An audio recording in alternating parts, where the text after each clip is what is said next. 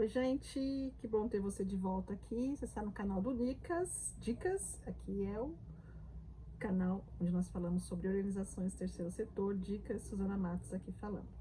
Muito bem, estamos falando sobre a formalização das organizações. Já temos 2 vídeos, se você não assistiu, assista. A primeira introdução, segundo falamos sobre estatuto. E hoje, especificamente, nós vamos falar um pouquinho sobre a questão da formulação da Assembleia Geral ou a diretoria estatutária ou o conselho administrativo, como queira chamar. Bom, é importante que a organização tenha uma representação jurídica, saber quem são os responsáveis legais pela organização da sociedade civil. E para isso a gente quer entender que se você está nesse período de montagem da organização, a organização já foi montada, você está reestruturando, a gente precisa ter as pessoas que serão os responsáveis legais que vão responder por essa organização.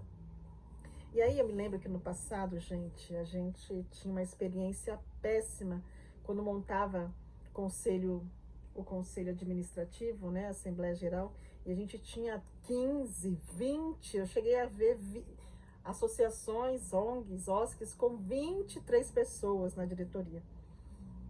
Na maioria das vezes essas pessoas não faziam nada. Era só para assinar documentação. Agora imagine você assinar documentação de 15 pessoas, 22 pessoas, conseguir xerox de todas essas pessoas. É uma dor de cabeça tamanho.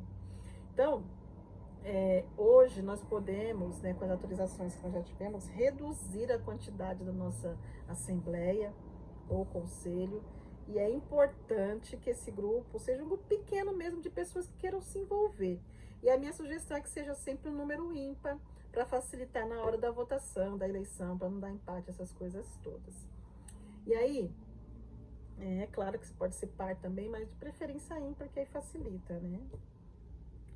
E aí, nessa questão, o que a gente vai pensar? A estabelecer e como vai criar esse conselho? Quem são as pessoas que compõem esse conselho, né? Quais as funções dessas pessoas? Um presidente ou uma presidenta responsável, geral. Um vice, tem organizações que eu já vi que nem vice tem, mas precisa ter também um tesoureiro, precisa ter uma secretária e conselho fiscal. Só isso, acabou. Eu vi organizações que tinha diretor disso, diretor daquilo, diretor... Não precisa.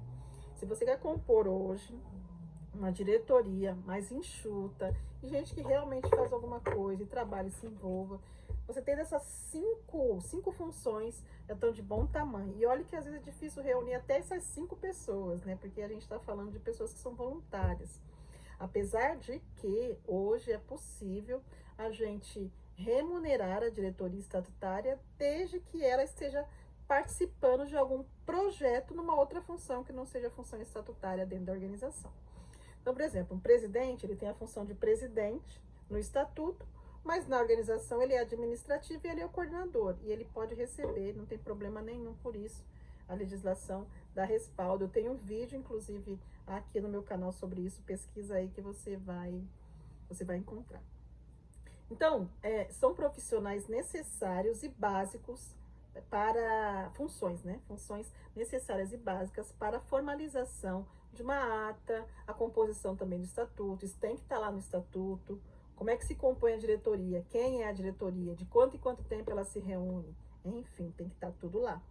E também na ata, a descrição de todas essas pessoas, com suas documentações, com suas funções, enfim, todos os dados pessoais necessários que o cartório exige aí para fazer os registros, que é um próximo vídeo que possivelmente a gente vai falar depois sobre a questão dos cartórios.